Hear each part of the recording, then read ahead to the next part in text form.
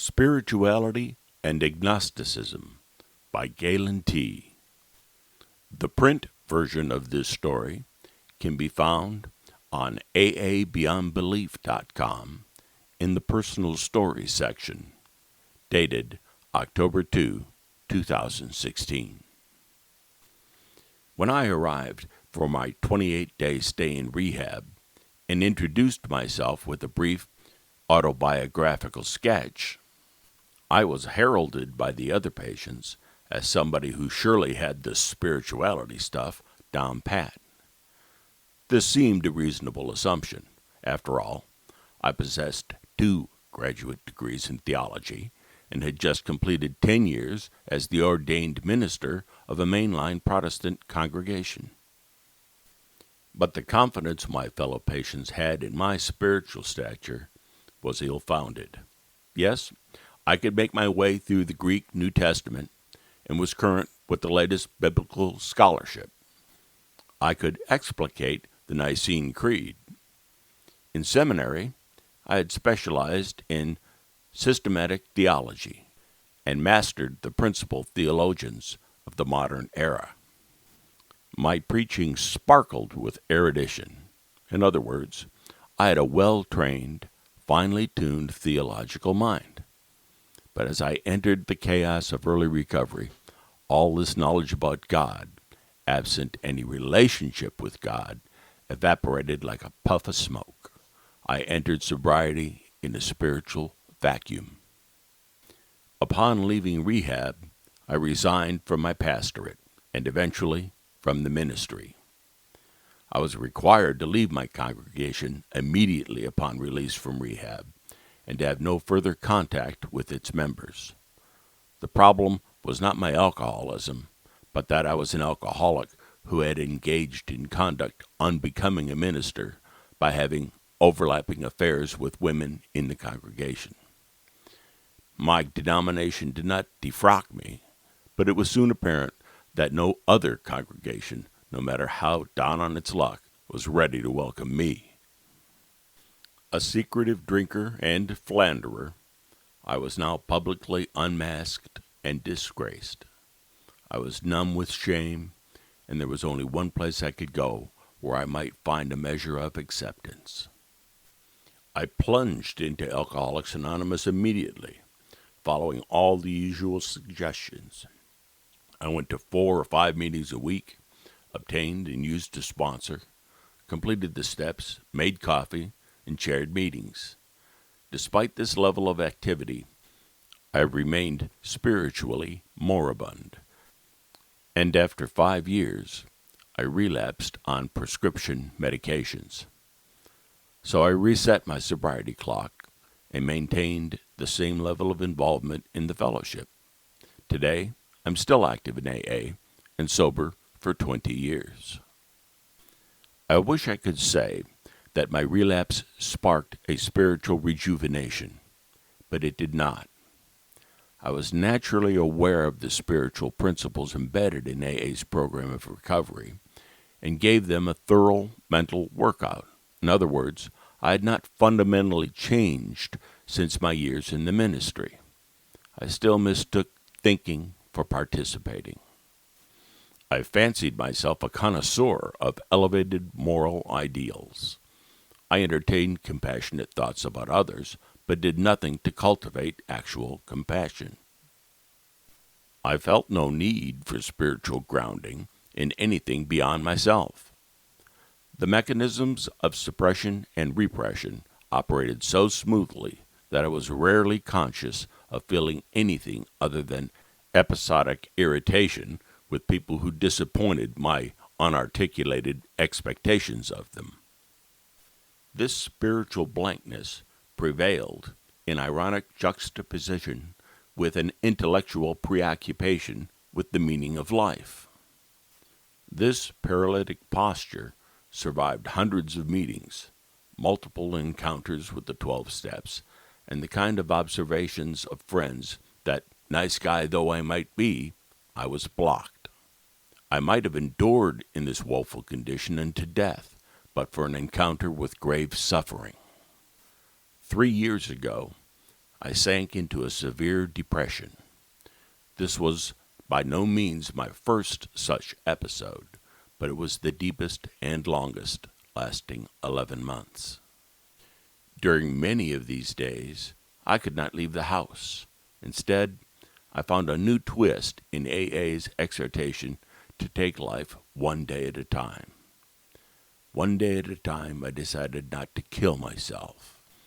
I could always kill myself tomorrow, I assured myself, and with this comforting thought, would make it through the day at hand. The next day, I would have the same interior dialogue. Day after day, week after week, month after month. Many AA friends kept a distance. People are frightened by depression and don't know how to comfort or respond to those upon whom it preys. But a couple of people stuck with me, and I went to meetings whenever I could. Without the hope I received from AA, my decision on one of those days might have gone in the other direction. Clinging to this hope during a time when my mind lay wasted was my first spiritual experience, though I didn't realize it at the time. After 11 months, I got better. Perhaps this was due to the self-limiting nature of most depressive episodes. Perhaps my new psychiatrist, an experienced pharmacologist, had hit upon the right cocktail of medications. Perhaps the advent of spring gave me a boost. In any event, within a month of my rebound, I realized that I was a different person than my pre-depression self. How to describe a spiritual awakening without spilling cliches? To boil it down, first, I was suffused with feelings that had so long eluded me. Sadness, hurt, bewilderment, love for others, guilt, contentment, vulnerability, and even occasional joy. Second, my relentlessly preempting and controlling mind quieted down. Third, as self-preoccupation faded, I felt deeply connected with other people, and through this, to a flowing sustenance of humility and compassion. This healing was not self-generated, not even self-discovered, but alighted on me with the force of grace, though a different sort of grace than I had preached about from the pulpit so many years ago. It was not tethered to doctrinal notions of salvation from sin, but rather to a sense of being lifted up and opened out. I've heard people in Alcoholics Anonymous describe similar experiences in many different hues and usually with a sense of reverence. Many ascribe their awakening to God, without tying said being to any religious specifications. So regarded, God is the source of transcendent meaning that suffuses our lived experience with a sacred cadence that we ourselves are unable to orchestrate. This fit into my experience, and I'm comfortable thinking of a God as the source of the grace which came flowing into my life. This is not the all-powerful, entirely benevolent, intervening God I learned of in the seminary, and who is the subject of devotion in Islam, Judaism, and Hinduism. None of the usual solutions or atypical resolutions of the problem work, and this rules out the existence of a personal God, at least for me. So now, to use the fashionable lingo, I self-identify as a spiritual agnostic. When I occasionally mention this at meetings, I am met with both chuckles and expressions of quizzical skepticism. I don't elaborate during meetings, but when asked, am pleased to expostulate on this apparent misnomer. I view agnosticism as a position of epistemological humility, the belief that it is intrinsically impossible for humans to know whether or not God exists. Human certitude is confined to the realm of the empirically discernible. God by definition, lies outside this sphere and therefore cannot be known as an entity within the confines of space and time.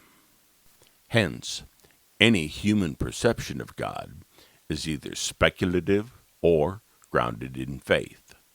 Religious faith, per se, is based on distinctive revelations that delineate a divine being who intervenes in human affairs with particular purposes that require devotional fealty.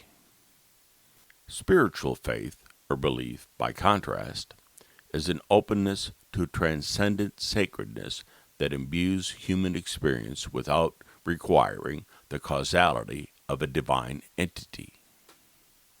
The origins of spiritual truth may lie in God, or in an extra-phenomenal vibration of energy, or in a higher collective human consciousness.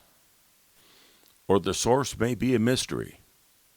I'm content with mystery, though for semantic and communicative purposes may use the term God. I think that most people in AA find themselves somewhere in this spiritual landscape. I don't know what caused my spiritual deliverance. Did my depression burn a knot of ego out of me? Or was the cessation of pain so sweet that it opened portals to new vistas? The proximity of depression and spiritual awakening suggests a connection. Bill Wilson wrote many times that pain is the touchstone of spiritual deliverance, and that this is given testimonial proof day after day in AA meetings and gatherings around the world. Well, what does all this have to do with the present and future of Alcoholics Anonymous? Tradition 5 tells us our primary purpose is to carry the message to the alcoholic who still suffers. In fulfilling this mission, experience has taught us we, at the same time, maintain and cultivate our own sobriety. Furthermore, as Tradition 11 reminds us, we carry out our mission through attraction rather than promotion. AA is not going to hawk its wares on highway billboards or TV infomercials, but rather invite the interested through personal encounters in the exchange of stories. Thus, every AA group needs to welcome newcomers with an open embrace and erect a minimum of barriers between them and the fellowship. Over the past couple of decades, 2 issues have threatened to soil AA's welcome mat. First, what about drugs other than alcohol? This was once a source of heated controversy. Bill Wilson cautioned that AA's focus need to remain on alcohol alone, but this admonition has been overrun by sheer volume. In most parts of the world, the number of pure alcoholics coming into the program has shrunk to a tiny percentage. Most newcomers have been multiple drug users. Even matronly suburban women have typically mixed their booze with prescription medications. I've been to hundreds of meetings and never heard a person admonished for speaking of drugs other than alcohol. We seem to have adjusted to polydrug addiction, flying under the banner of a drug is a drug. Second, and more germane to our present concerns, many of the young people flowing into our rooms bring an indifference, even hostility, to the concept of God. They did not come of age in the predominant Christian culture of their parents and grandparents. When they are told that they need to believe in God to get sober, they're startled and ready to bolt. We certainly do not need to stop speaking about God in and out of our meetings. Many people in AA speak of a spiritual experience that they loosely attribute to God, for the lack of a better designation. But at the same time, we should eschew dogmatic religiosity and any suggestion of affiliation with specific religious institutions. Pain is our common denominator. This and the opening up of our pain to spiritual remedy. Religious faith is one species of spiritual remedy, but not the only one, and far from the most common one in the fellowship. An AA group I regularly attended recently met after the regular meeting to discuss whether we wanted to keep saying the Lord's Prayer at the end of the hour. The alternative was to use the more neutral Serenity Prayer or the responsibility statement. Strong opinions were expressed on both sides of the issue. Traditionalists argued in favor of, tradition. One person maintained that AA was based on Christian principles, which, as our literature attests, has some truth to it. These principles, however, are not embodied exclusively in Christian doctrine and practice. Those adopting the opposite view, myself included, pointed out the peculiarity of using an explicitly Christian prayer in an organization that disavows any religious affiliation. We made the key point that the Lord's Prayer is off-putting to many newcomers who increasingly these days come from non-religious backgrounds and are alienated by a collective recitation of a prayer embedded in the Christian religion. Several at the meeting knew of first-time visitors qualified for AA membership, but put off by the sectarian prayer. They were not mollified by the circled hand-holding, which only imbued the proceedings with a cultish tinge. There's only one, albeit now broadened, requirement for membership in AA, and remaining faithful to this primary purpose is a key to our future relevance and vitality. After spirited discussion, the group voted overwhelmingly in favor of replacing the Lord's Prayer with the responsibility statement. A couple of regular attendees were offended and have not returned, but the group as a whole is thriving. From my neck of the woods, in the northeastern part of the country, this vote is consonant with the trend in many meetings away from using the Lord's Prayer. This trend supports AA's affirmation that God is characterized by our individual understanding rather than collective agreement. Here, I hope, lies the future of AA, broad-mindedly open to an amalgam of spiritualities that may or may not rely on a belief in the gods of religion and are open to the multiple manifestations of the sacred. About the author, Galen T.